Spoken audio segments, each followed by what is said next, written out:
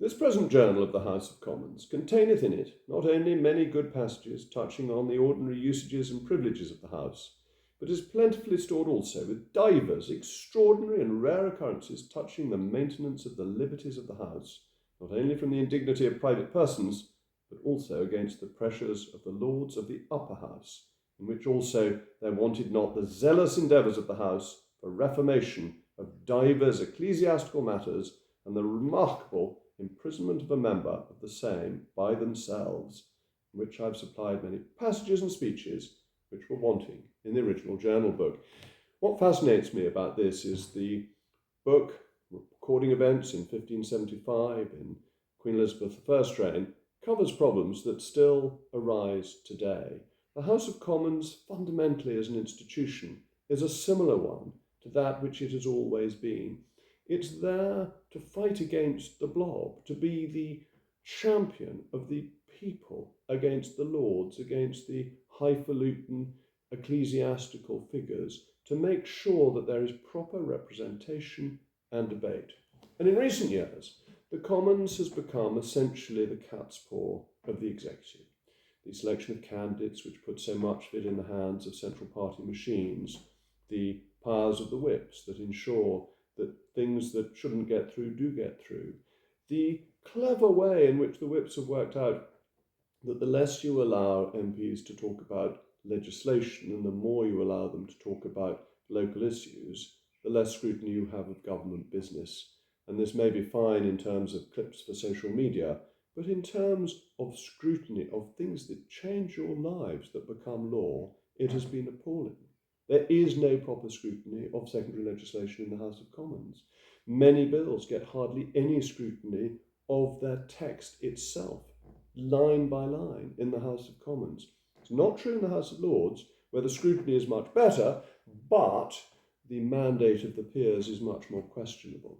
There's a Modernization committee at the moment in the House of Commons which is considering these issues, but it's really, as far as I can tell, focused on the lifestyle of members of Parliament. How do you make it family friendly? How do you attract more people?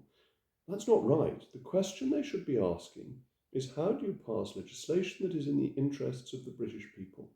Family friendly hours are a myth. That I live very near the Houses of Parliament, but if you're voting at 7 o'clock in the evening and you have young children, you will miss their bath time. That is the life that MPs know they are taking on, whether they be men or women. Many MPs, anyway, have to leave their families for the week and stay in London whilst their families are in the constituency. So when they're in Westminster, the working hours can be as long as you like. It's just a few of older types who want to get to the theatre who mind that Parliament finishes at 7. What matters is scrutiny. That needs time and it needs debate. So the latest suggestion has come forward that there should be speaking lists. We had speaking lists during COVID and they were dreadful. What happened with speaking lists was that an MP would know precisely when he or she was going to be called, would come in on Zoom, would have a pre-prepared speech, would not have listened to any of the debate, would make the speech, and then disconnect. And there was not a debate, there was just a series of brief comments on what had been going on that day. That's not scrutiny, that is grandstanding. Sort of grandstanding nobody watches, but nonetheless it's an attempt, rather sort of futile attempt at grandstanding, clipped for social media to try and boost people locally. It isn't how our forefathers looked at legislation. They debated it for days. There were no time limits on the report stage of a bill, the point at which MPs go through it line by line. People had to stay late at night.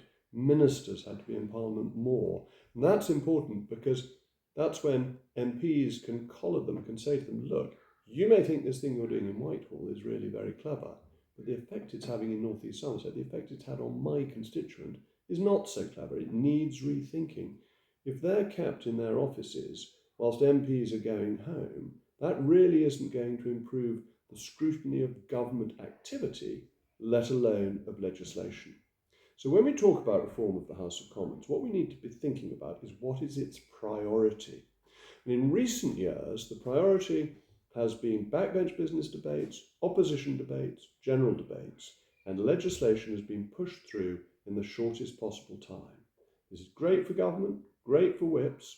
If whips lose a vote on a general motion, it doesn't matter. If they lose a vote on legislation, it really does. It's made their life easier, it's made scrutiny worse.